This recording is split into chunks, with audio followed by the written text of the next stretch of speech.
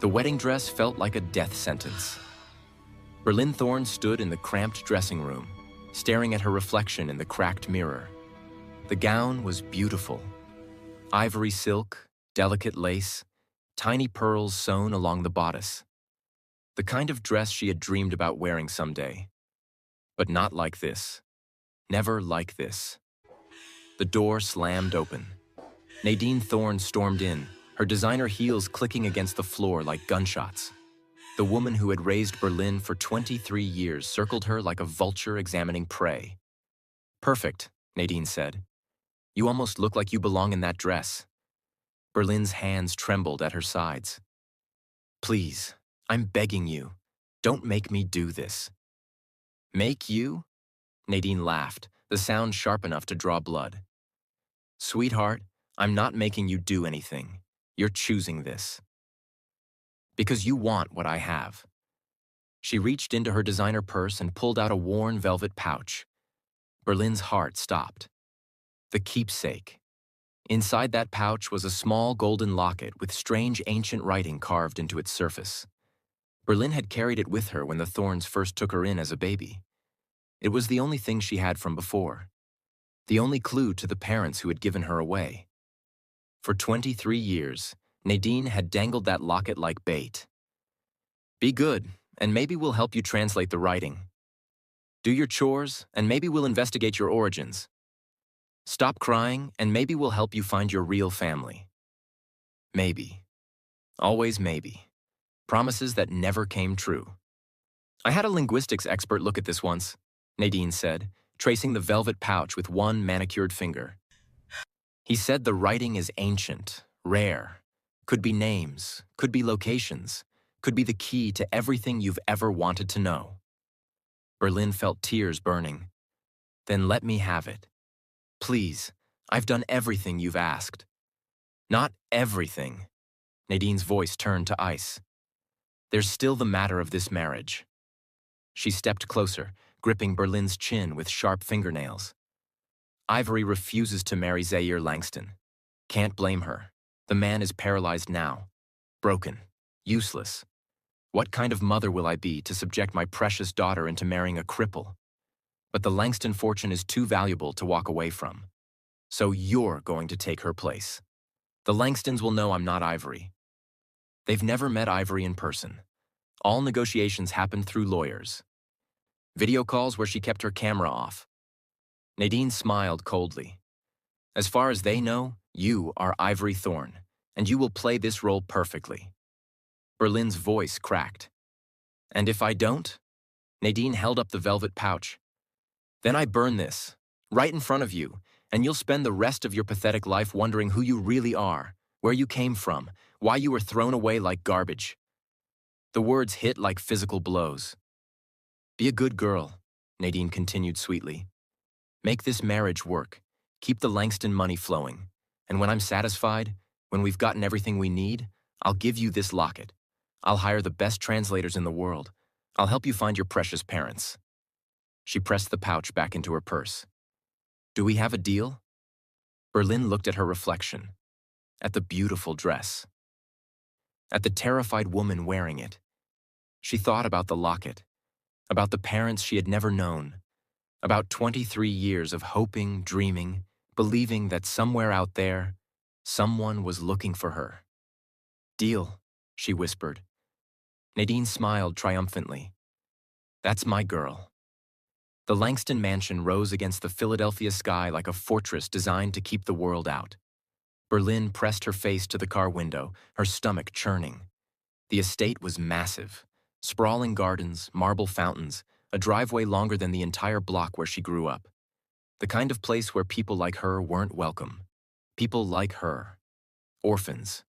Nobodies. Charity cases kept around to do the dirty work. Vernon Thorne glanced at her through the rearview mirror. "Remember the rules. You are Ivory Thorne, confident, sophisticated. Born into money. What if I make a mistake? What if they find out I'm not your real daughter?" Vernon snorted. "You've spent 23 years being invisible. Nobody's ever looked at you long enough to remember your face. That's the whole point." The words stung. They always did. The car stopped in front of enormous double doors. A severe woman in a black suit waited on the steps. Helena, the head housekeeper. "Follow me," Helena said without preamble. "Mr. Langston is waiting." Berlin followed on trembling legs. The corridors seemed to stretch forever. Oil paintings of stern ancestors lined the walls. Crystal chandeliers hung from impossibly high ceilings. Everything whispered old money, power, control. And somewhere in this palace of shadows lived the man she had been sold to. "A word of advice," Helena said as they walked. "Don't make him angry. Don't ask questions. Don't expect kindness." She paused. "The man you're about to meet is not the man he used to be. Since the accident, he's become difficult." "Difficult how?" Helena's expression flickered, almost pity. "3 nurses have quit in the past month. 1 left in an ambulance. The last physical therapist resigned after Mr. Langston threw a paperweight at his head." Berlin's blood ran cold. They stopped in front of a heavy wooden door. "His bedroom," Helena said. "He rarely leaves it anymore." She pushed the door open and shoved Berlin inside. The room was dark. Heavy curtains blocked every trace of sunlight. The only illumination came from a small lamp in the corner, casting twisted shadows across expensive furniture. The air smelled stale and unused, like a tomb. And there, in the center of the darkness, sat a man in a wheelchair. Zaire Langston. Even sitting, he was terrifying. Broad shoulders strained against his black shirt. Arms like weapons rested on the chair.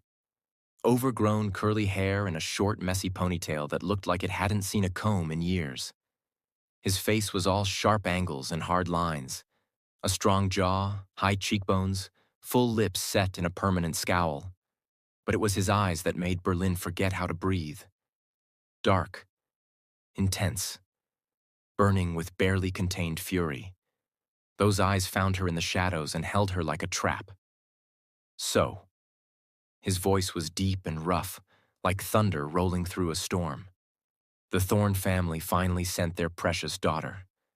Berlin forced herself to stand straight. "I'm Ivory. I know who you're supposed to be." The words hung in the air, loaded with something Berlin couldn't identify. Zaire wheeled himself closer. Each rotation of those wheels felt like a countdown. Closer, closer, until he was near enough that she could see the scar along his jawline, could feel the heat of his anger radiating like a furnace, could smell his cologne, something dark and masculine that made her pulse quicken despite her fear. "Let me tell you how this works, Ivory Thorne." He spat her sister's name like poison. "You stay in the East Wing. You don't enter my room without permission. You don't speak to me unless spoken to. You don't spend my money without my permission. You don't pretend this marriage is anything other than what it is." Berlin found her voice. "And what is it?" "A transaction." His lip curled. "Your family wants my money. My grandmother wants an heir. And I'm stuck in this chair, unable to stop any of you from circling like vultures." He wheeled even closer, close enough that Berlin had to step back. "But make no mistake." His voice dropped to a deadly whisper. "I am not some helpless invalid. I built an empire from nothing. I destroyed men with more power than your entire family combined. And if I suspect you're scheming against me..." He grabbed her wrist. His grip was iron. Crushing. Berlin gasped. "I will make you wish you had never been born." He released her suddenly. Berlin stumbled backward, her wrist throbbing. "Now get out of my sight." Berlin ran. She made it to the hallway before the tears came. What had she done? What nightmare had she walked into? The man in that room wasn't just angry. He was dangerous. The kind of person who hurt others because he couldn't stop hurting himself. And she was supposed to live with him, pretend to be his wife, survive long enough to get the keepsake back from Nadine. Berlin pressed her hand against her chest, feeling for the phantom weight of the locket that wasn't there. Her parents. Somewhere out there, her real parents existed. Or had existed. Maybe they were dead. Maybe they were searching for her. Maybe they had never wanted her at all. But the locket was her only chance of knowing. And for that chance, she would endure anything, even a monster like Zaire Langston. The first week was hell. Zaire refused to eat, refused to leave his room, refused to acknowledge Berlin's existence except to throw things at the door when she knocked. The staff avoided her like she carried disease. They whispered behind her back, called her a gold digger, placed bets on how long she would last. Berlin ate her meals alone, wandered the mansion's endless corridors alone, lay awake at night alone, wondering if she had made the worst mistake of her life. But on the 8th morning, everything changed. Berlin was walking past the kitchen when she heard the crash. Then, the screaming. She rushed toward the noise and stopped dead in the doorway. The kitchen was a battlefield. Food splattered the walls. Broken plates covered the floor. A heavy-set man in a chef's uniform cowered by the stove, sobbing. And in the center of the destruction sat Zaire Langston, his wheelchair surrounded by ruins. "I said I'm not hungry," Zaire roared. "Are you deaf? Are you stupid? Take this garbage away before I shove it down your throat." The chef, Gordon, wept harder. "Sir, please, you haven't eaten in 4 days. The doctor said—" "I don't care what the doctor said." Zaire grabbed a plate and hurled it. It shattered inches from Gordon's head. The chef screamed and fled, pushing past Berlin without seeing her. Silence fell. Zaire sat there, breathing hard, surrounded by destruction. His hands were shaking. His jaw was tight. And for just a moment, Berlin saw something beneath the rage. Pain, exhaustion, despair. She should leave, should run like everyone else, should protect herself. But something inside her snapped. That was pathetic. Zaire's head whipped toward her. His eyes blazed. "What did you just say?" Berlin stepped into the kitchen, glass crunching under her slippers. Her heart hammered so loud she could hear it, but she kept walking. "I said that was pathetic. A grown man throwing food at walls, making his chef cry, refusing to eat because—" "What? Because you're angry at the world?" Zaire's face contorted with fury. "You don't know anything about—" "You're right, I don't." Berlin reached the table and surveyed the scattered breakfast. Eggs, toast, fresh fruit, all ruined. "I don't know what happened to you.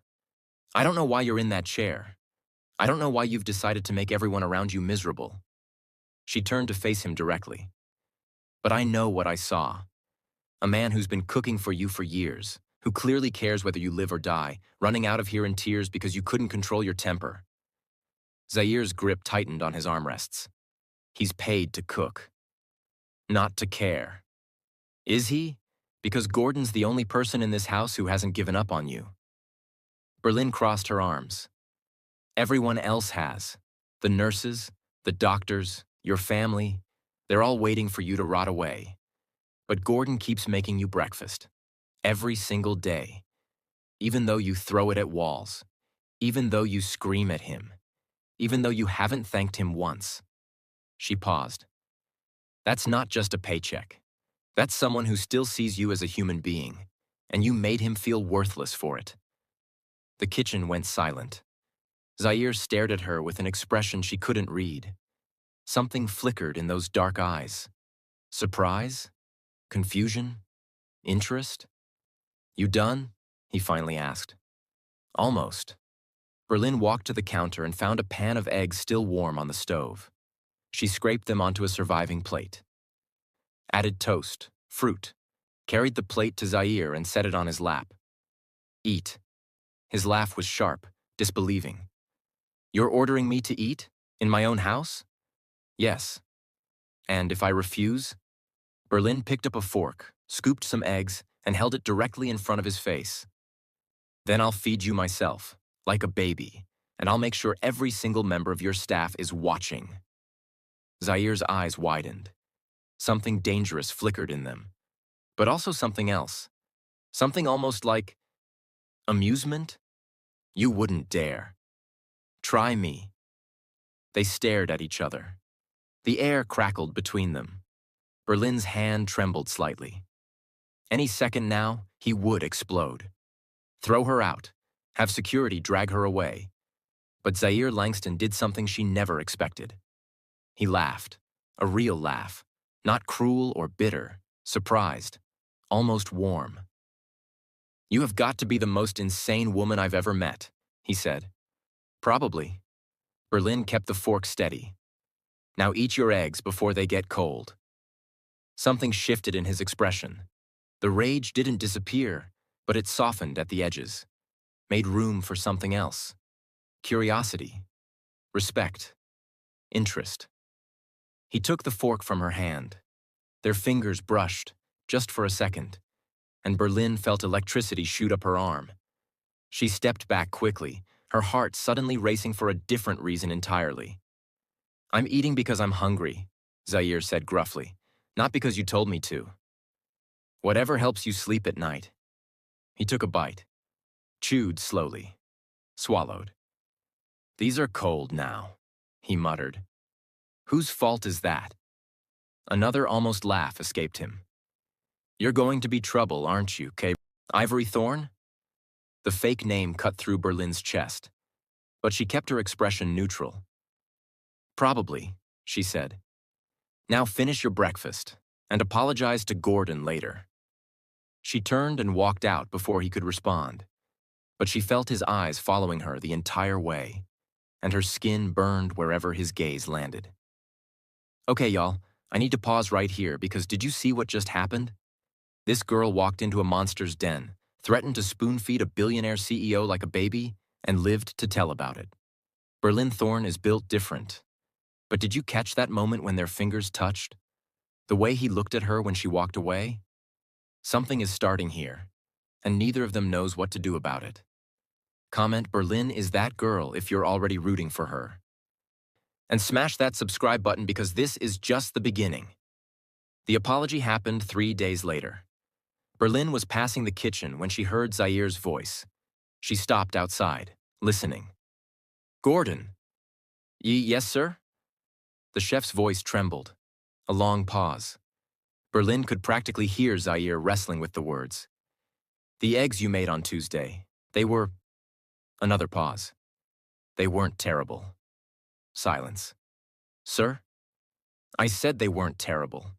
Don't make me repeat myself." Zaire's voice turned gruff. "And the toast was acceptable. The fruit was fresh. You've been doing adequate work." More silence. Then Gordon burst into tears, happy ones this time. "Oh, sir, thank you, sir. I promise I'll keep doing my best." "Don't get emotional. It's annoying." But Zaire's voice had lost its sharp edge. "Just keep cooking. And stop crying." "Yes, sir. Of course, sir." Wheels creaked toward the door. Berlin stepped back, pretending she'd just arrived. Zaire emerged and immediately spotted her. "Eavesdropping?" he asked. "Wouldn't dream of it." She kept her face innocent. "Just passing through." Zaire studied her for a long moment. His dark eyes traveled over her face, searching for something. Berlin felt heat rising to her cheeks under his scrutiny. "That thing you said," he finally spoke. "About Gordon caring." He paused. "You weren't entirely wrong." "Was that a compliment?" "Don't push your luck." He wheeled past her, but just before turning the corner, he glanced back. Their eyes met. Something passed between them, something electric and unspoken. Then he was gone, and Berlin stood in the hallway, her heart pounding for reasons she didn't want to examine too closely. Over the following weeks, something unexpected happened. Berlin started spending more time with Zaire. It began with physical therapy. She had taught herself basic rehabilitation techniques from medical books over the years, another skill picked up from her invisible life with the Thorns. One evening, she appeared at Zaire's door with a proposal. "I've been reading about rehabilitation," she said. "There are exercises that could maintain your muscle mass, prevent atrophy, maybe even..." "My doctor's tried everything." Zaire didn't look up from his laptop. "My legs don't work. End of story." "Your doctor spent 15 minutes with you between golf games." Berlin walked in uninvited. I'm talking about actually trying, every day, consistently. You're not a doctor. No, I'm your wife. The words felt strange. And I'm not giving up on you even if you've given up on yourself. Zaire finally looked at her. His gaze traveled slowly from her face down to her hands as she knelt before him. Hands that were already reaching for his leg, ready to work. Something flickered in his expression when her palm made contact with his knee. She inhaled sharply at the searing heat from his skin. Even with the layer of cloth between it and her palm, she looked up at him from her kneeling position. "Give me a chance," she pleaded softly, adding when he remained motionless, just boring holes into her face. "Please." 1 week, he said quietly, turning his gaze back to his laptop. "Prove this isn't a waste of time." Berlin smiled. Deal. The first session was a disaster. Zaire complained constantly. The stretches hurt. The movements were pointless. Berlin didn't know what she was doing. "Are you always this dramatic?" Berlin asked, manipulating his right leg through a range of motion exercise. "Are you always this annoying?" Only with patients who refused to cooperate. Their eyes met, held. Berlin became suddenly aware of how close she was to him, her hands on his leg, his dark eyes watching her every movement, that abnormal heat of his skin through the fabric of his pants. She looked away quickly, her cheeks flushing. "Focus," she muttered, more to herself than to him. "On what?" His voice had dropped lower, rougher. Berlin didn't answer, couldn't answer, because she was terrified of what she might say. By the third session, Zaire had stopped complaining. By the fifth, he was actually cooperating. And by the seventh, something miraculous happened. Berlin was massaging his calf, working on the deep tissue, when Zaire suddenly went rigid. "Stop!" Berlin froze. "Did I hurt you?" "No." His voice was strange, breathless. "I felt that." "Felt what?" "Your hands, on my leg." He stared at his own limb like it belonged to a stranger. "I felt pressure, warmth." Berlin's heart leaped. "Zaire, that's incredible. It means nothing." He pulled away, his expression shuddering. "Phantom sensation. Happens all the time. Or it means the nerves aren't as damaged as the doctors thought. The doctors said, the doctors don't know everything." Berlin grabbed his wheelchair, forcing him to look at her. "You felt something. After months of nothing. That's not random. That's progress." Their faces were inches apart now. Berlin could see the flecks of gold in his dark eyes, could feel his breath warm against her skin, could smell that intoxicating cologne that made her head spin. For a long moment, neither of them moved. Then Zaire's gaze dropped to her lips. Just for a second. But Berlin caught it. Her breath hitched. "Same time tomorrow?" she managed, her voice barely a whisper. Zaire's jaw tightened. He leaned back, putting distance between them. "Same time tomorrow," he agreed. Berlin fled to her room and spent the next hour trying to calm her racing heart. This was dangerous. So dangerous. She was falling for a man who didn't even know her real name. The progress continued, and so did the tension. Every therapy session became an exercise in self-control. Berlin's hands on Zaire's legs, his eyes tracking her every movement. Accidental touches that lingered a moment too long. Charged silences that neither of them knew how to break.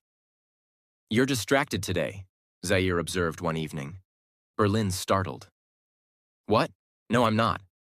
You've been massaging the same spot for 5 minutes." She looked down. He was right. "Sorry, what are you thinking about?" "You," she almost said. "The way you look at me. The way my heart races when you're close. The way I'm terrified of what's happening between us."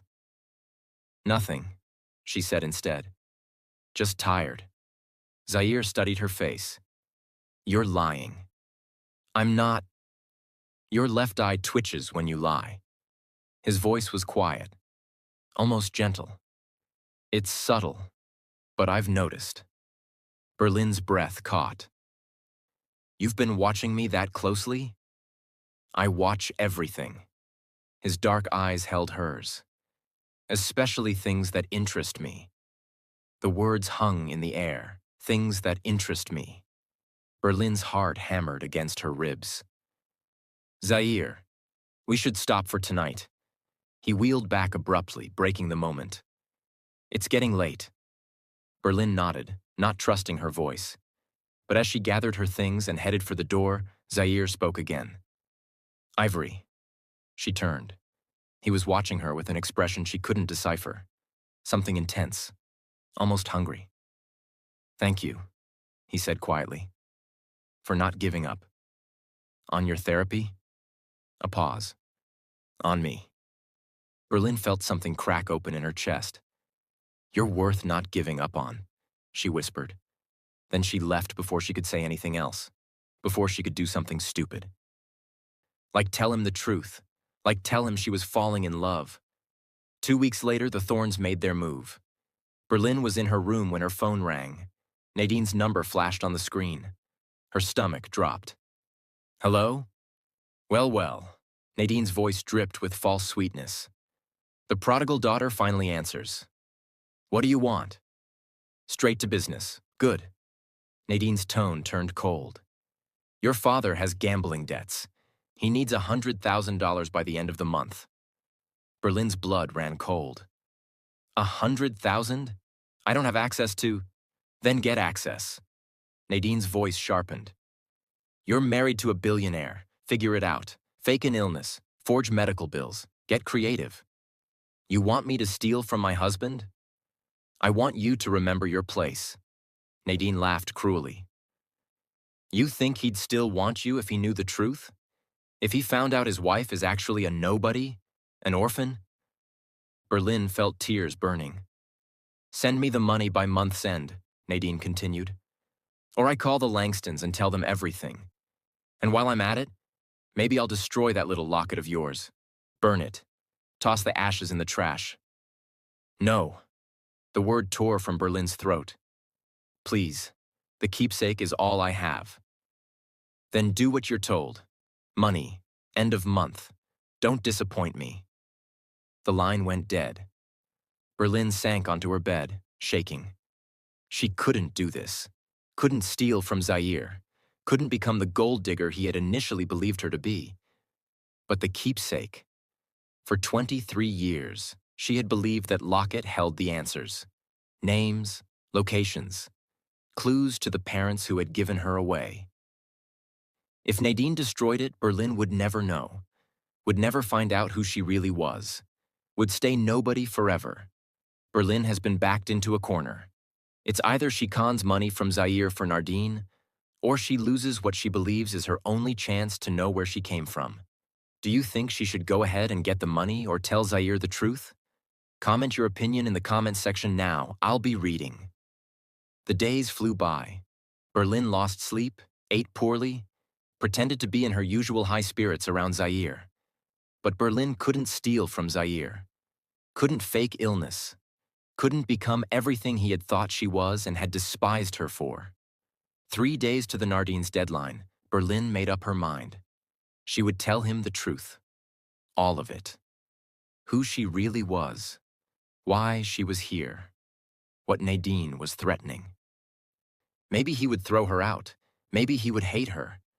But at least she would stop living a lie. She found him in his study, standing, actually standing, by the window with a cane. His recovery had accelerated dramatically. He could take steps now, could support his own weight for minutes at a time. Berlin had done that, had given him that. And now she was about to destroy everything. Zaire. Her voice trembled. I need to tell you something. He turned. The evening light caught his profile, the sharp jaw, the strong brow, the lips she had imagined kissing far too many times. He looked powerful even with the cane. Commanding. The kind of man who controlled rooms just by entering them. That sounds serious, he said. It is. Berlin closed the door. Please, just let me say everything before you respond. Zaire set aside his cane and lowered himself into a chair. His dark eyes never left her face. I'm listening. Berlin took a shaky breath. My name isn't Ivory. It's Berlin. Berlin Thorn. The words tumbled out. Ivory is my adoptive sister, the one who was supposed to marry you, but she refused because you were paralyzed. She didn't want to be tied to someone she saw as broken. Zaire's expression didn't change. The Thorns took me in as a baby, an orphan. They never treated me like family. I was more like a servant, someone to do the work Ivory didn't want. Berlin felt tears threatening. When Ivory refused the marriage, Nadine decided I would take her place. She threatened me, used the only thing I have from my real parents to control me. The keepsake, Zaire said quietly. Berlin blinked. How did you keep going? She swallowed. It's a locket, with ancient writing I've never been able to translate. I've had it since I was a baby. It's the only connection to whoever my real parents are. Nadine has been dangling it over me for 23 years, promising to help me find answers if I just do one more thing. Be good one more time. Tears spilled down her cheeks. She's threatening to destroy it if I don't steal money from you. $100,000 by the end of the month. Berlin laughed bitterly. And I couldn't do it. I couldn't become the gold digger you warned me about. Not after everything we've been through. Not after... She stopped. Not after what? Zaire asked softly. Berlin met his eyes. Not after I fell in love with you. The words hung between them. Zaire rose from his chair slowly, deliberately, without the cane. He walked toward her, each step steady, controlled, powerful. Berlin's heart pounded. I know you hate liars, she whispered. I know I'm exactly the kind of person you despised. A fraud, an imposter. I'll leave tonight. You'll never have to see me. Zaire kissed her. It wasn't gentle, wasn't hesitant. It was consuming, demanding. A kiss that claimed and conquered and left no room for doubt. His hands tangled in her hair. Her fingers gripped his shirt. The world disappeared. The study, the mansion, Nadine's threats, everything. There was only Zaire, only his lips on hers, only the fire building between them. When he finally pulled back, they were both breathing hard. I know, he said. Berlin stared at him, dazed. What? I know you're not Ivory. His thumb traced her cheekbone gently. I've known for weeks. How? Since the kitchen. Zaire's eyes burned into hers. I've heard stories about Ivory Thorn. Everyone has. She's selfish, spoiled, wouldn't lift a finger to help anyone. But you walked into my kitchen and screamed at me for being cruel. You defended a chef you just met. You threatened a man everyone else was terrified of. His hand cupped her jaw. That's not Ivory Thorn. That's someone real, someone good, someone who actually cares about people. Berlin's tears flowed faster. Why didn't you say anything? I wanted to see what you would do, who you really were. He pressed his forehead against hers. I had my people investigate the Thorn family. Found records of another daughter, an orphan they'd taken in and treated like garbage. Found out about the keepsake, about how they've been manipulating you your whole life. You knew everything? Not your name. Not until now. He pulled back to look at her. Berlin, it suits you. She laughed through her tears. You're not angry? I'm furious. His jaw tightened. At the Thorns, at what they did to you, at myself for not telling you sooner that you didn't have to keep pretending. He kissed her again, softer this time, tender. But I'm not angry at you, he murmured against her lips. I could never be angry at you. Berlin wrapped her arms around his neck and held on like she would never let go. I love you, she whispered. I love you too. Zaire's arms tightened around her. My wife, my real wife. Berlin Langston. She laughed, crying, happier than she had ever been. I'm not a Langston. You are now, and you will be forever. He pulled back, his expression fierce. No one touches you, no one threatens you, no one makes you feel worthless ever again. Zaire, we're going to deal with the thorns, together. We're going to get your keepsake back, and we're going to make them pay for every single thing they did to you. Berlin looked into his eyes, those dark, intense, beautiful eyes that had once terrified her. Together? She asked. Zaire smiled. It transformed his entire face, made him look younger, softer, like the man he might have been before the accident, before the bitterness, before the world tried to break him. Together, he promised. But happy endings have enemies, and theirs was already watching. In the shadows of the corridor outside Zaire's study, a figure had just arrived with a phone pressed to his ear. "So you're saying she's not your real daughter?" Kendrick Langston said quietly. "And my dear cousin has no idea." The voice on the other end, Nadine Thorne, laughed coldly. "Yes, if you say your card's right, this is to your advantage. What do you want to do?" "The Langston Foundation Gala is next week. Everyone will be there, including your grandmother." Nadine's voice turned sharp. "You will expose the little fraud in front of Philadelphia society, destroy her reputation, humiliate Zaire for harboring an imposter. His grandmother will not take it. He may accept her, but if she insists she doesn't want a fraud like her, Zaire would have to give her up or give up his inheritance. And then? And then, my dear Kendrick, you take everything they have after you give me my cut, of course." Kendrick smiled in the darkness. "I'll be in touch." He hung up and walked away, already imagining the destruction to come. The morning after Berlin's confession, she woke up certain it had all been a dream. The kiss, the words, the way Zaire had looked at her like she was the only person in the world who mattered. Then she saw the dress. It hung on her closet door like a promise. Deep burgundy silk that shimmered like liquid wine in the morning light. Delicate gold embroidery traced intricate patterns along the bodice. The kind of dress that cost more than the average person made in a year. A note was pinned to the hanger in familiar masculine handwriting. "Breakfast on the terrace. Wear this. We're celebrating." Zed.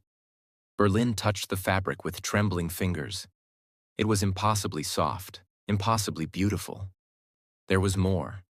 On her vanity sat several velvet boxes she hadn't noticed before. She opened them one by one, her breath catching with each reveal. Gold heels with burgundy accents and tiny rubies along the straps. A delicate bracelet studded with diamonds that caught the morning light. Earrings that dangled like captured starlight. And a necklace, a simple gold chain with a pendant shaped like a key. Another note was tucked beneath it. "The key to every door in this house. It's yours now, all of it." Zed. Berlin pressed her hand to her mouth, overwhelmed. This wasn't just a gift. This was a declaration. She got dressed with shaking hands. The gown fit like it had been made for her body, hugging her curves, making her brown skin glow against the rich burgundy. She put on the jewelry, styled her hair in soft waves, and clasped the key pendant around her neck. Her own golden locket was still with Nadine. But somehow, this key felt like a different kind of promise. When she finally looked in the mirror, she barely recognized herself. She looked like someone who mattered. She looked like someone who was loved. The terrace was bathed in golden morning light. White linen covered an elegant table set for two. Fresh flowers, roses and orchids and something exotic Berlin couldn't name, cascaded from crystal vases. Silver domes covered dishes that smelled incredible. Champagne chilled in a bucket of ice. But Berlin barely noticed any of it. Because standing at the terrace railing, his back to her, was Zaire. Not in his wheelchair, not leaning on his cane. Standing tall and powerful in a perfectly tailored charcoal suit that emphasized his broad shoulders and narrow waist. The morning sun caught the sharp angles of his jaw. The strong line of his profile, the way his dark skin seemed to glow with health and vitality. His hair, once curly and messy, was now slicked back in a short ponytail. He must have heard her footsteps because he turned. And Berlin forgot how to breathe. She had always known Zaire was handsome. Even angry and bitter and confined to a wheelchair, his looks had been impossible to ignore. But standing here now, dressed like he owned the world, which, she supposed, he partly did. He was devastating. His dark eyes traveled over her slowly, taking in the dress, the jewelry, the way the burgundy silk draped over her curves, the key pendant resting against her collarbone. Something flickered in his expression, something hot and hungry that made Berlin's knees weak. "You wore it," he said. His voice was deeper than usual, rougher, like he was fighting to control something. "You bought it," Berlin managed. "All of it. This must have cost a fortune." "I have a fortune." He walked toward her, each step measured, predatory, controlled. "And I plan to spend every cent of it spoiling you." Berlin's heart raced as he drew closer. "Zaire, you don't have to." "I know I don't have to." He stopped directly in front of her, close enough that she could smell his cologne, dark, masculine, intoxicating, close enough that she could see the flecks of gold in his dark eyes, close enough that, if she rose on her tiptoes, she could kiss him. "I want to," he continued, his voice dropping lower. "For the first time in years, I want something for myself, and what I want is to give you everything." Berlin's breath caught. "Everything, everything." His hand rose to trace the key pendant at her throat. His fingers brushed her collarbone, and electricity shot through her entire body. "This house, this fortune, this life, it's all yours now, Berlin." The sound of her real name on his lips made her shiver. "I don't need all that," she whispered. "I just need you." Something cracked open in Zaire's expression. The careful control he always maintained slipped, just for a moment, revealing something raw and vulnerable beneath. "You have me," he said roughly, "completely, irrevocably, for as long as you want me. What if I want you forever?" Zaire's answer was a kiss. Not gentle, not tentative, consuming. His hand slid into her hair, tilting her head back. His mouth claimed hers with a hunger that stole her breath. Berlin grabbed the lapels of his suit, pulling him closer, desperate for more. When they finally broke apart, both gasping, Zaire pressed his forehead against hers. "Forever it is," he murmured. Berlin laughed, giddy and breathless. "We should probably eat breakfast before it gets cold." "Probably." But he didn't move. His hands stayed tangled in her hair. His eyes stayed locked on hers. "Or we could skip breakfast entirely." Heat flooded Berlin's cheeks. "Zaire." He laughed, a real, genuine laugh that transformed his entire face, and finally released her. "Fine. Breakfast first." He pulled out her chair with exaggerated formality. "But I'm not making any promises about lunch." Berlin sat down, her heart still racing, her skin still tingling everywhere he had touched. This was real. This was actually happening. She was falling in love with her husband. And for once in her life, someone was falling right back.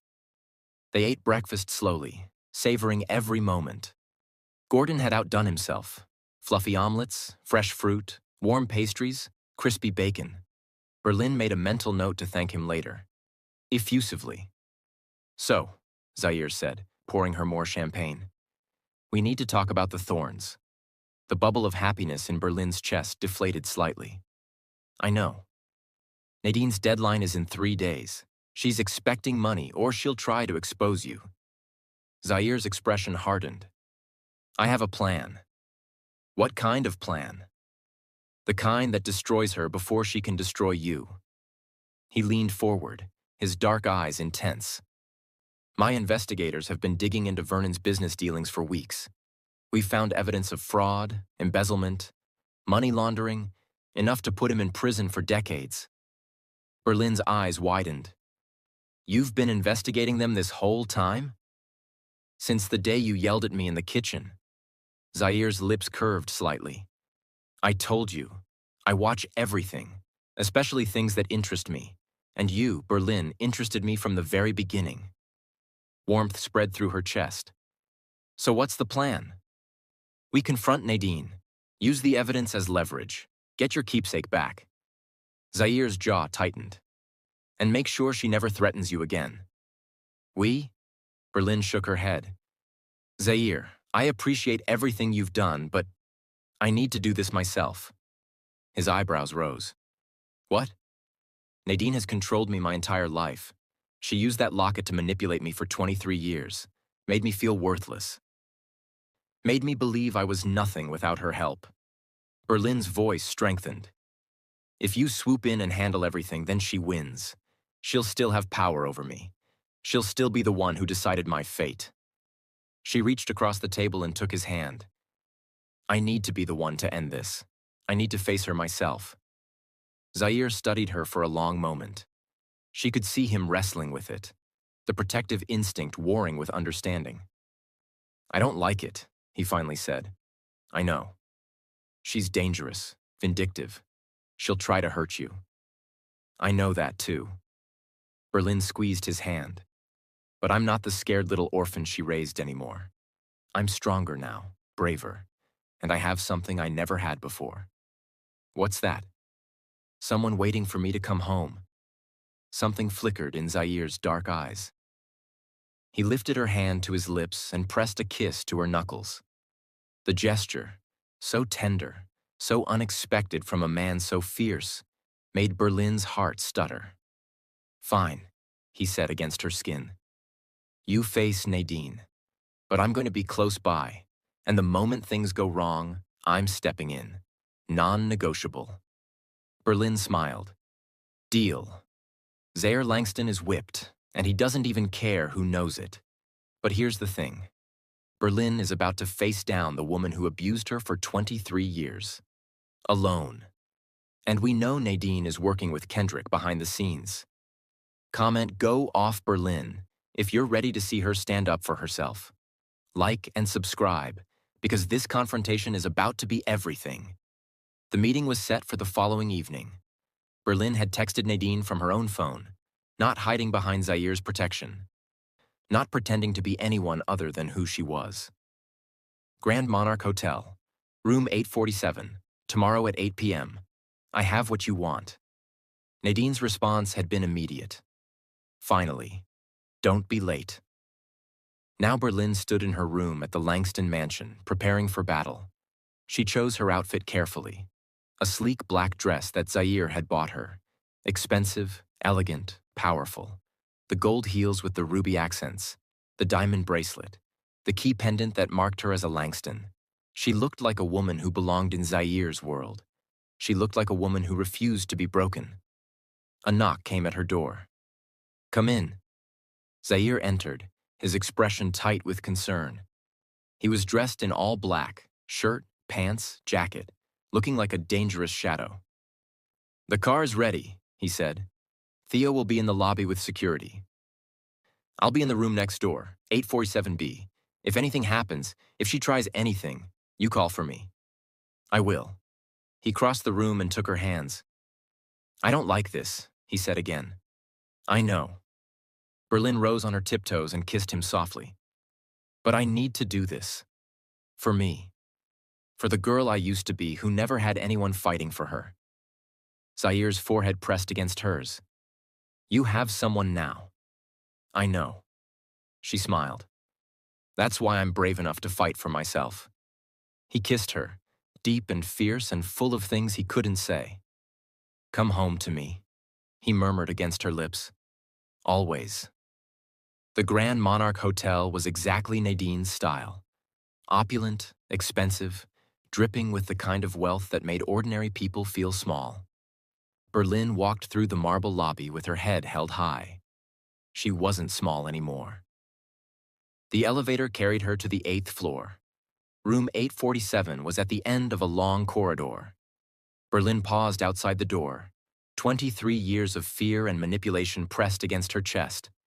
23 years of being told she was nothing. Nobody. Garbage that someone threw away. She thought about the key pendant around her neck. Thought about Zaire waiting in the next room. Thought about the woman she had become. Strong enough to stand up to monsters. Brave enough to demand what was hers. She knocked. The door swung open immediately. Nadine Thorne stood in the doorway, dressed in designer clothes that probably cost more than most people's rent. Perfect makeup, perfect hair, cold, calculating eyes. Well, well, Nadine smiled like a snake. The prodigal daughter. You're right on time. She stepped aside. Berlin entered the suite. It was luxurious. Elegant furniture, panoramic windows, champagne chilling on a side table. And sitting on the couch, looking uncomfortable in a cheap suit, was Vernon Thorne. Berlin's adoptive father looked older than she remembered. Grayer. The gambling debts had clearly taken their toll. Berlin. He nodded stiffly. You look different. That's what happens when you stop letting people treat you like garbage. Nadine laughed, settling into an armchair like a queen on her throne. Still so dramatic. Sit down. Let's discuss your payment. Berlin remained standing. I'm not paying you anything. The temperature in the room dropped. Excuse me? Nadine's smile vanished. You heard me. Berlin's voice was steady, calm. I'm not giving you a single dollar. Not now. Not ever. Then I'll expose you. Nadine's eyes glittered dangerously. I'll call the Langstons right now. Tell them their precious daughter-in-law is a fraud, an imposter, a charity case pretending to be… Zaire already knows. Silence. Nadine's face went through several expressions. Shock, disbelief, calculation.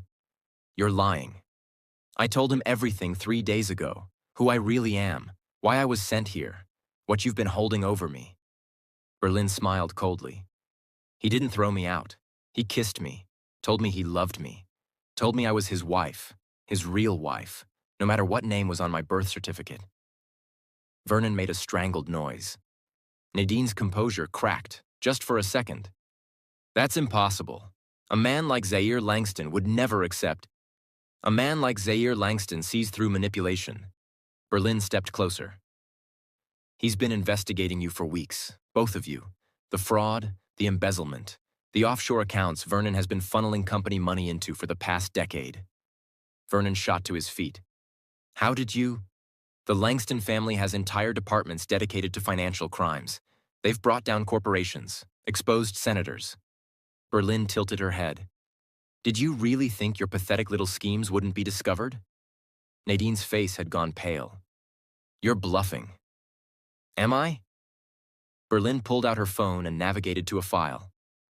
Cayman Island accounts, Delaware shell companies, wire transfers conveniently timed before audits. It's all here, Nadine. Every dirty secret you've tried to hide. She turned the screen toward them. The horror on their faces was deeply satisfying. Here's what's going to happen, Berlin continued. You're going to give me my keepsake, the locket you've been dangling over my head for 23 years. You're going to hand it over right now. And if I don't, then this evidence goes to the FBI tomorrow morning. Berlin's voice hardened. And you both spend the rest of your miserable lives in prison. Vernon grabbed Nadine's arm. Give it to her. Just give it to her. Shut up, you spineless…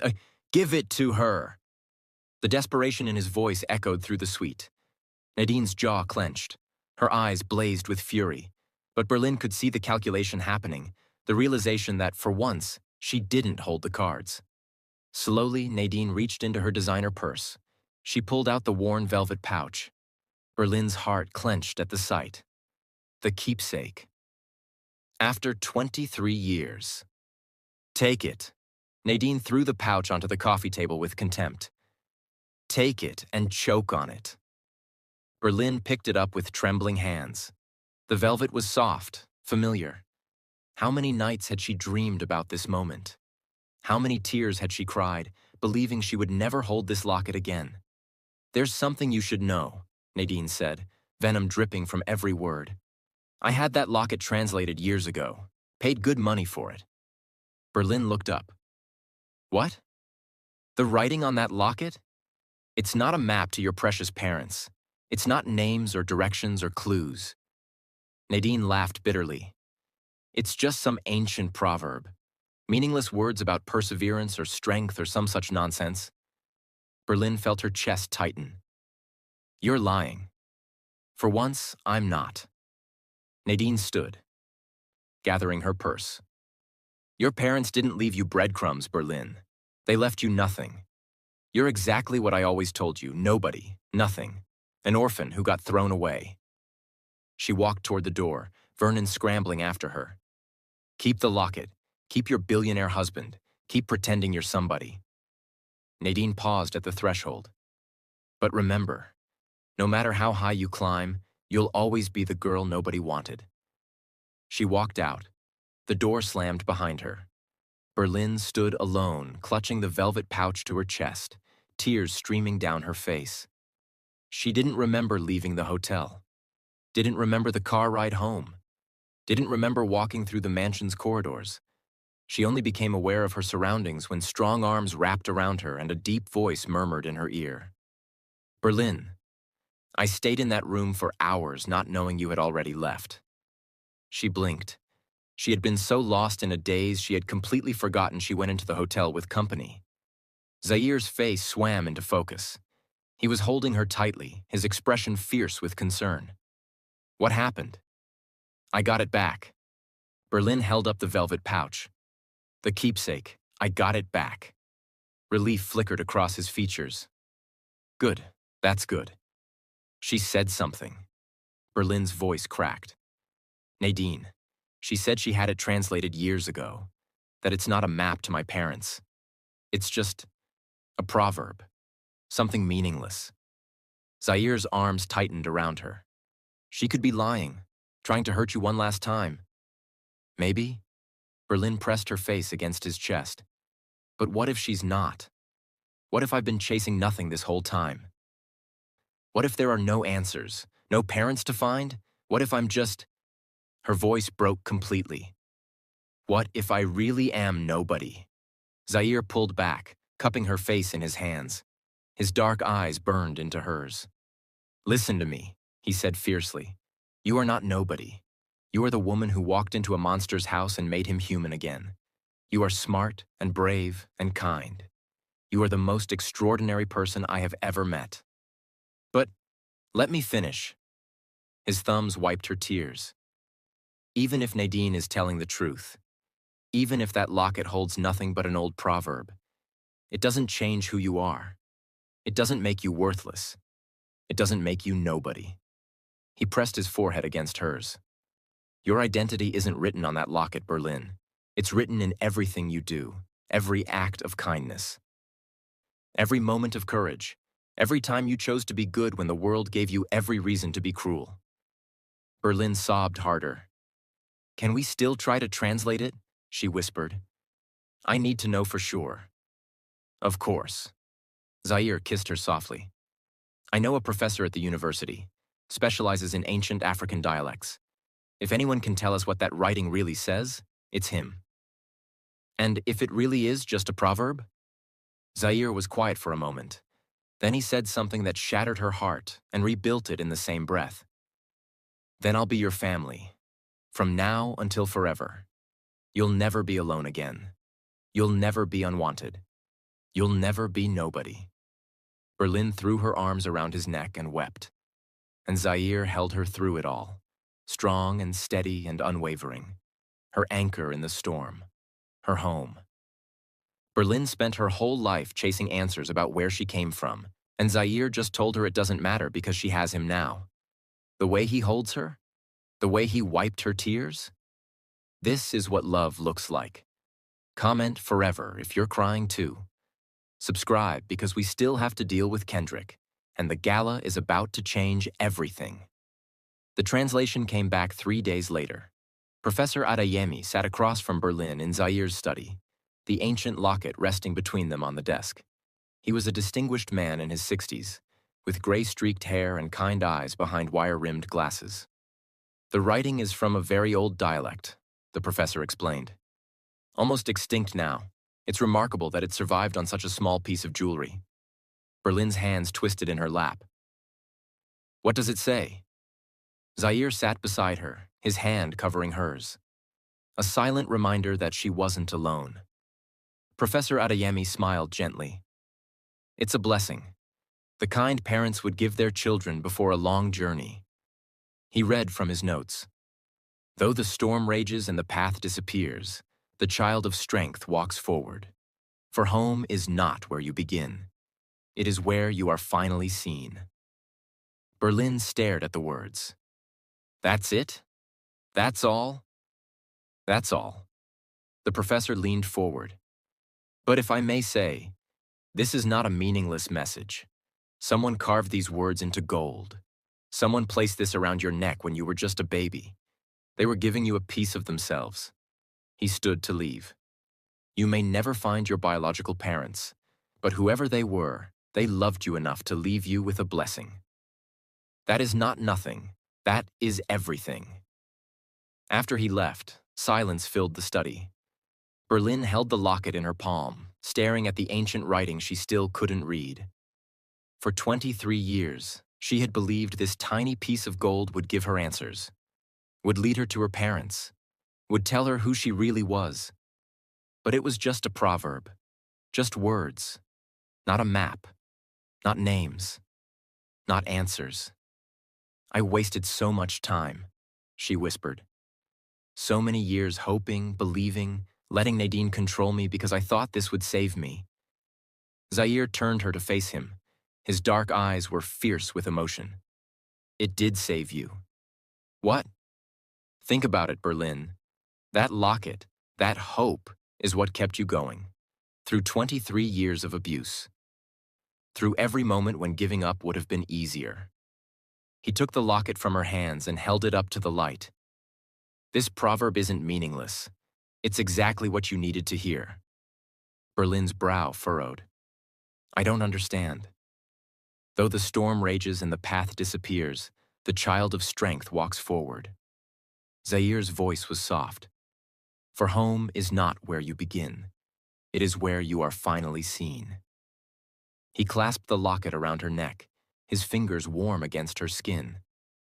That's you, Berlin, the child of strength who kept walking through storms, who survived everything the world threw at her, who never gave up, even when she had every reason to.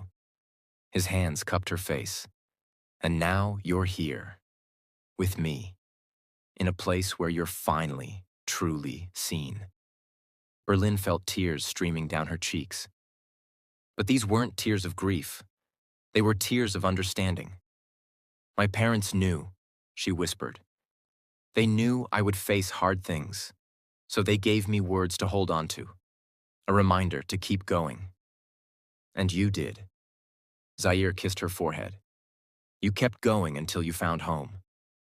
Berlin looked around the study, at the beautiful room in the beautiful mansion, at the man who had become her entire world. I found home, she repeated softly. You found home, Zaire agreed.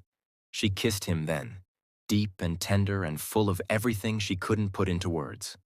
When they finally pulled apart, Berlin was smiling through her tears. Thank you, she said. For what? For being my home, for seeing me when no one else did, for making me believe I was worth saving. Zaire's expression softened. You were always worth saving, Berlin. You just needed someone to show you. He pulled her close, and she rested her head against his chest, listening to the steady rhythm of his heart. For 23 years, she had searched for where she came from. But the proverb was right. Home wasn't about beginnings. It was about belonging. And she finally belonged. But their peace was about to be shattered. The Langston Foundation Gala was 3 days away. Berlin threw herself into preparations, grateful for the distraction. There were dress fittings, menu tastings, guest list reviews. Grandmother Vivian had strong opinions about everything, and Berlin found herself surprisingly enjoying the verbal sparring. The centerpieces are too tall, Vivian declared during one planning meeting. People can't see across the table. The florist said tall centerpieces are fashionable this season, Berlin countered. Fashion is for sheep. Functionality is for leaders. The old woman's eyes glittered with approval. You're learning. Berlin smiled. I had good teachers. Vivian harumphed, but Berlin caught the tiny curve of her lips. Progress. Meanwhile, Zaire was acting strangely. He spent hours locked in his study with Theo, poring over documents and making hushed phone calls. When Berlin asked what was going on, he deflected. "Business matters," he said vaguely. "Nothing for you to worry about." But something in his expression made her uneasy. 2 nights before the gala, she found out why. Berlin was walking past the study when she heard voices. "Evidence is conclusive," Theo was saying. The payment to the mechanic was traced back to a shell company registered to Kendrick Langston. Berlin froze. Kendrick, Zaire's cousin. What about the accident itself? Zaire's voice was cold, controlled, dangerous. The mechanic confessed everything. Kendrick paid him $50,000 to tamper with your brakes 3 days before the crash. He was supposed to disappear afterward, but apparently he got greedy. Started making noise about wanting more money to stay quiet. Where is he now? In protective custody. He's agreed to testify in exchange for immunity. Silence. Then Zaire spoke again, his voice barely above a whisper. "My own cousin tried to kill me." Berlin's blood turned to ice. She pushed open the door without thinking. Both men turned. Theo looked alarmed. Zaire's expression cycled through surprise, concern, and something that looked like guilt. "Berlin, Kendrick is the one who caused your accident?" Her voice shook. "He tried to end you?" Zaire stood slowly. "I was going to tell you." "When? After the gala?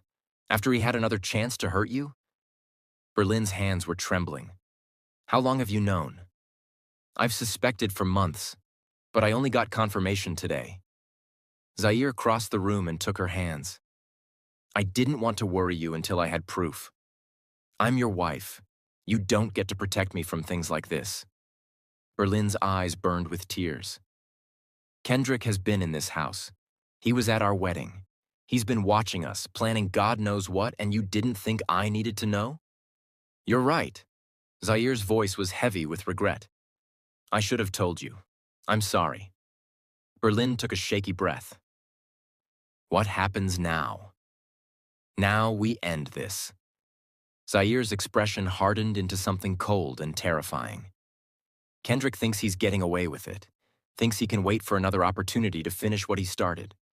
His hands tightened on hers. "At the gala, I'm going to expose him, in front of everyone, and he's going to spend the rest of his life paying for what he did." Berlin thought about the man who had smiled at her wedding, who had asked too many questions, who had watched her with cold, calculating eyes. He had tried to kill the man she loved.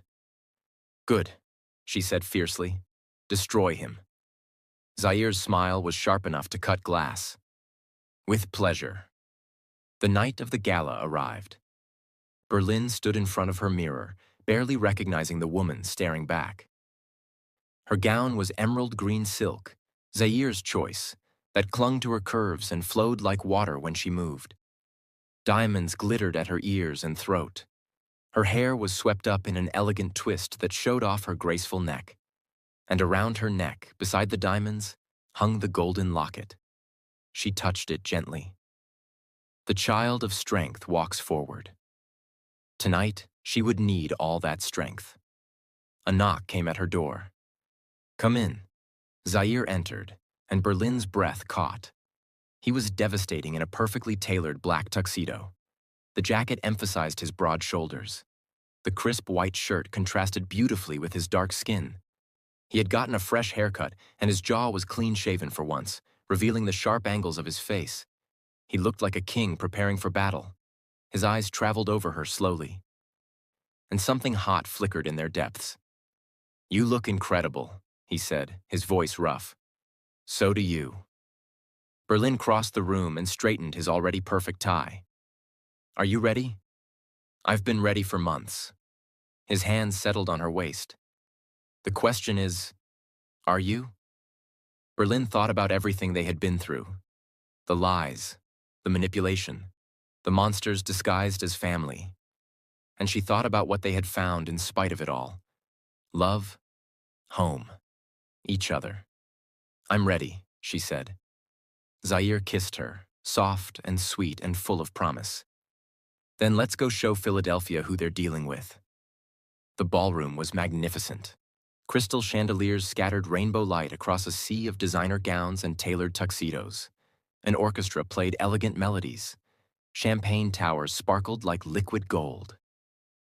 And every single person stopped talking when Zaire Langston walked in, on his own 2 feet, holding the hand of a stunning woman in emerald green. The whispers started immediately. "He's walking. How is that possible? Who is that woman? She's gorgeous. Is that really the Thorn girl? She looks completely different." Berlin lifted her chin and smiled. Let them whisper. She had faced worse than gossip. Zaire guided her through the crowd, introducing her to senators, CEOs, old money families. He kept her close, a hand on her waist, an arm around her shoulders, constant casual contact that marked her as his. And Berlin noticed that he watched the room constantly, searching for Kendrick. They found him near the bar. Zaire's cousin was dressed impeccably as always. Perfect suit, perfect smile. Eyes that tracked their movement with predatory interest. When Kendrick saw them looking, he raised his champagne glass in a mock toast. Berlin suppressed a shudder. "Soon," Zaire murmured in her ear. "Just a little longer." She nodded, her heart pounding.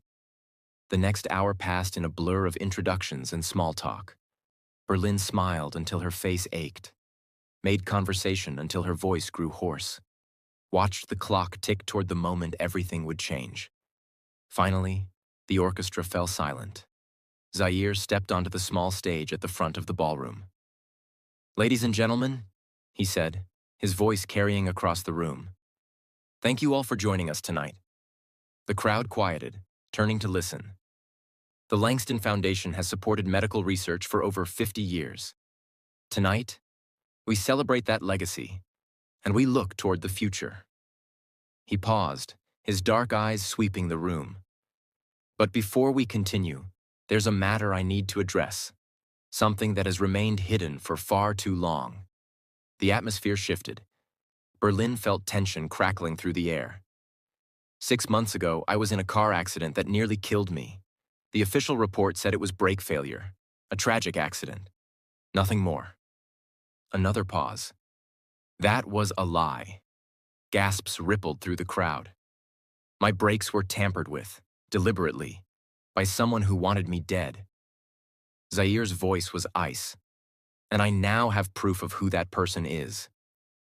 Every eye in the room was fixed on him. "The person who tried to murder me, who has been waiting for another opportunity to finish what they started, is in this room right now." The silence was deafening. Zaire's gaze found Kendrick across the ballroom. "Isn't that right, cousin?" Kendrick's smile froze on his face. For a split second, Berlin saw fear flash in his eyes. Then his composure returned, and he laughed, loud and dismissive. "Zaire, what are you talking about? This is absurd. You hit your head in that accident, maybe harder than we thought." Nervous laughter scattered through the crowd, but Zaire didn't flinch. "Security cameras from the parking garage where I kept my car show you entering 3 days before the accident. The mechanic you paid, Russell Morrison, has agreed to testify against you.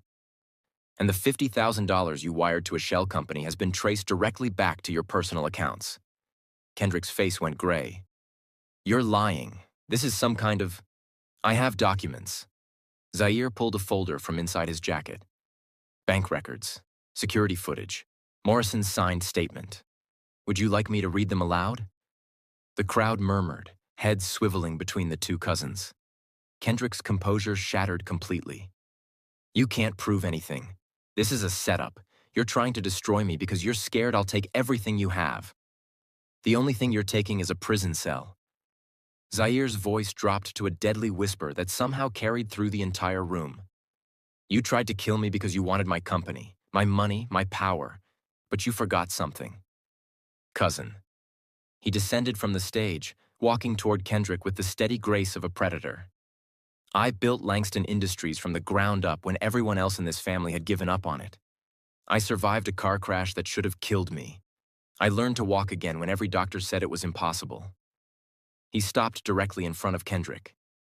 Did you really think someone like you could destroy someone like me? Kendrick looked around wildly, searching for an escape, but security guards had quietly positioned themselves at every exit. This isn't over, Kendrick snarled. I have connections, lawyers. You can't. It is over. Zaire nodded to the security team. Take him. Two guards stepped forward and seized Kendrick's arms. Get off me. Do you know who I am? I'm a Langston. Not anymore, Grandmother Vivian said coldly from her wheelchair. You're nothing, and you'll die as nothing. Kendrick screamed curses as they dragged him toward the exit.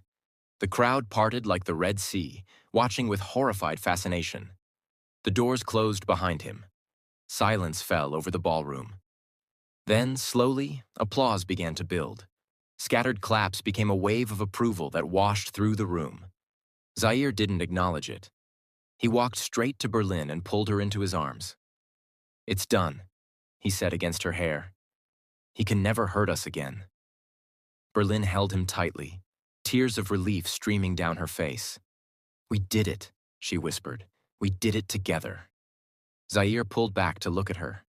That's how we do everything now. Together. Berlin kissed him then, in front of everyone.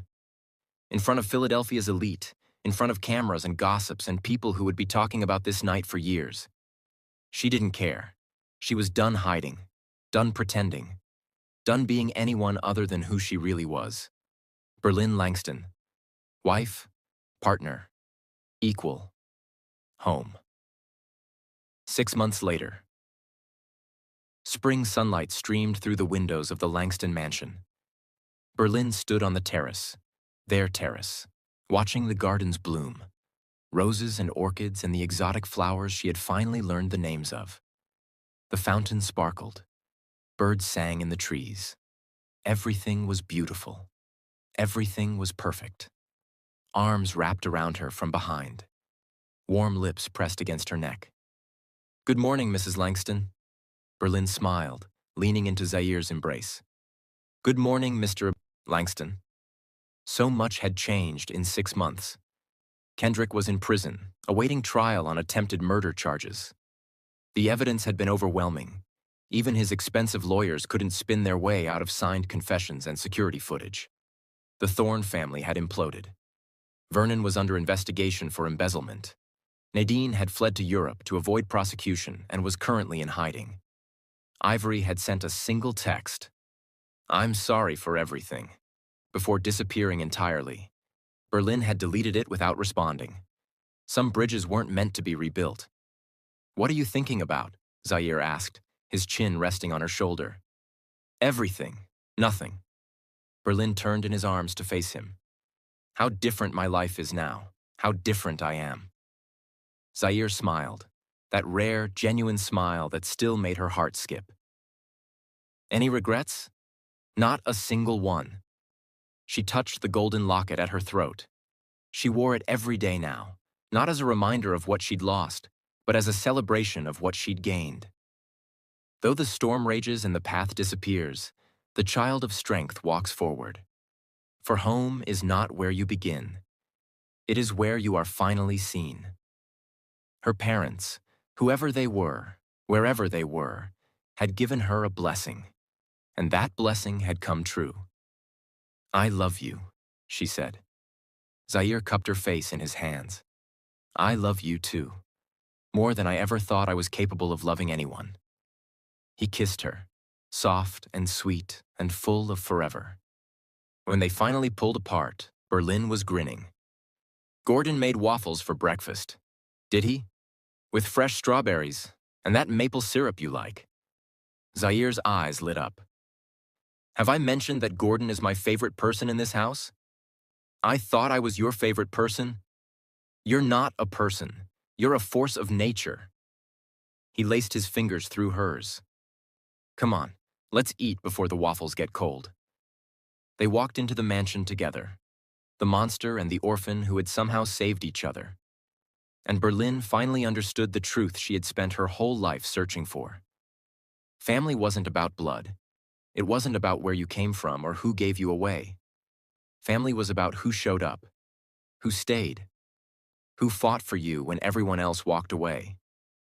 By that definition, she had found exactly what she was looking for. She had found home. And so, my beautiful people, that is the story of Berlin and Zaire. But here's what Berlin finally learned, and what I want you to remember. Your identity is not determined by where you came from. It's determined by who you become. Berlin never found her biological parents, never learned why they gave her up, never got the answers she spent her whole life seeking. But she found something better. She found love. Real, fierce, consuming love with a man who saw past her lies and her pain and chose her anyway. She found strength. The courage to stand up to her abusers, to fight for herself, to refuse to be a victim any longer. She found home. Not in a place or a bloodline, but in the arms of someone who made her feel seen. And that, my friends, is the most powerful truth of all. You don't need to know where you came from to know who you are. You don't need validation from the people who hurt you. You don't need to be wanted by everyone. You just need to be wanted by the right ones. So if you're watching this feeling lost, feeling unwanted, feeling like you'll never find where you belong, keep walking, keep fighting, keep believing. Your storm will end, your path will appear, and your home, your real home, is waiting for you, just around the corner. Thank you for watching this story until the very end. If it touched your heart, please share it with someone who needs this message today. Like this video, subscribe to the channel, hit that notification bell so you never miss another story.